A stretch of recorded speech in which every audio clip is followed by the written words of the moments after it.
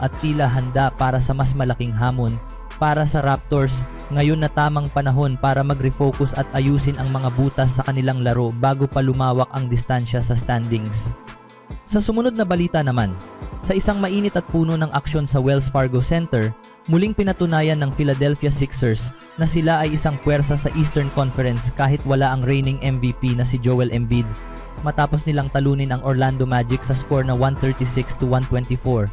Ang laban ay naging mabilis, puno ng highlights at nagpakita ng kakaibang chemistry sa pagitan ni Tyrese Maxey at ng rookie sensation na si VJ Edgecombe. Mula sa first quarter pa lang, ipinakita na ng Sixers ang kanilang agresibong opensa.